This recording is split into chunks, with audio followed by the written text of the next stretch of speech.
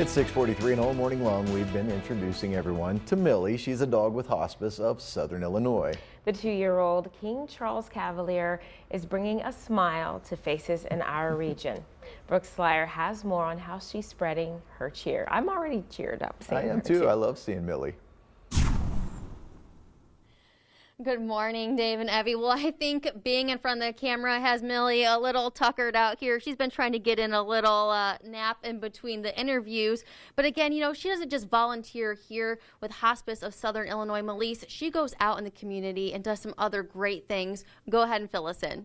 So Millie is an outreach for the community to go into assisted living and long-term facilities and to visit with the residents that are not seeing their families right now.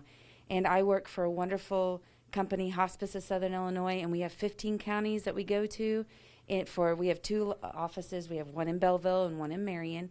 And she just helps out and just picks up people's cheer and so forth. And what's the reaction, you know, from these people? They haven't seen their family since, you know, the beginning of COVID, to get this little visit from a dog. Because she put a smile on my face, and, you know, I'm out and about, you know, seeing people all the time. But for these people who don't get that chance anymore. It's amazing to see what she does. She brightens a room. I really would love for you all to come and watch, just see how she changes an atmosphere of, for if they have Alzheimer's or they're just frustrated because they haven't seen their families. She does. She brightens a room and she's able to lift up their cheer. And like I said, she, whenever you pet her, the blood pressure goes down, your anxiety goes down. So she is just a wonderful component to have a part of our team. And for those who want to have Millie, you know, come out for a visit, we're going to have that information on our website a little bit later this morning, WSILTV.com, under News 3 this morning. Now back to you at the desk. Thanks for that, Brooke. Now to more on Hurricane Laura right now. Some brand new video out of Orange, Texas. Yeah, intense wind and rain, as you can see it there, yeah. Yeah, absolutely. And you can see that sign shaking and the trees shaking, and just incredible. This is I've seen all across Louisiana and Texas this morning.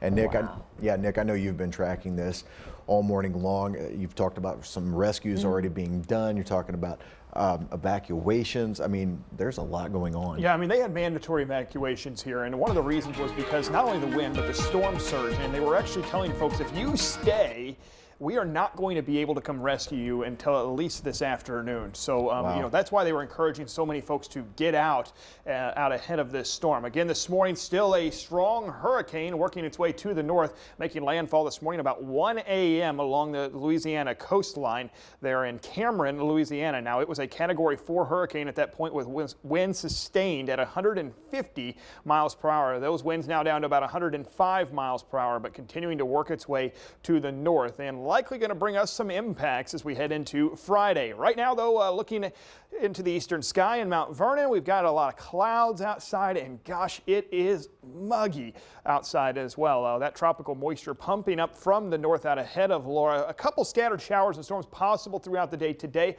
I'm still expecting a lot of dry time today, so the main impacts from Laura will not be felt into our region until Friday. As that storm arrives, we do expect heavy rain in parts of the region, gusty winds, and maybe even a few stronger storms on Friday afternoon. The main threats from some of those storms actually could be a few brief spin-up tornadoes. It's in and out quickly, so there's some good news there on Friday. This system will pass on by, and by Saturday morning, cold front sweeping through, a couple showers along the front, and behind it, some much nicer weather in store for us for the second half of the weekend. Right now outside, though, temperatures in the mid to upper 70s. That's an idea, just giving you an idea of how humid it is. Dew points running back in the low to mid 70s as well. 76 in Carbondale and Harrisburg, 74 in Mount Vernon, 75 in Paducah, 75 as well in Union City, Tennessee. And we have been tracking a couple light showers early this morning. These have been very, very light. More than anything, we've just got a lot of clouds hanging around as that tropical moisture begins to push up from the north. Again, winds sustained with Laura now down to 105 miles per hour, but that's still some very strong winds.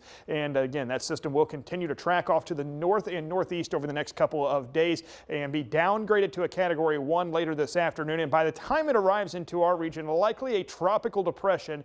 And notice as you head into Friday afternoon out ahead of this, we do expect a line of very strong storms to develop, and that's where our risk for severe storms comes in. So today, again, hit and miss showers and storms. I do expect a lot of dry time. You get caught in one, that's tropical moisture. You could see a pretty heavy downpour, maybe a rumble of thunder. But here comes Laura on Friday, and the main threat will be actually Friday afternoon. Heavier rain starts to spill in, and this line of showers and storms is going to be fueled by some upper level winds. And again, straight line winds possible, but also a couple brief spin up tornadoes. That is going to be focused Friday afternoon. It's out of here pretty quickly, and by Saturday morning, here comes the cold front dropping in from the north, ushering in that cooler, less humid air. For Friday, the Storm Prediction Center has highlighted almost everybody in at least some risk for severe weather. Much of southern Illinois, southeast Missouri in a level 1, but notice in the yellow color here, southeastern Illinois, western Kentucky, northwest Tennessee, the Missouri Boot Heel in a level 2. And again, strong straight line winds, brief spin up tornadoes possible. How much rain are we expecting? Well, the rain continues to actually shift to the south just a bit. We're expecting about 2 to 3 inches of rain, and this looks mainly confined to the Tennessee-Kentucky line here.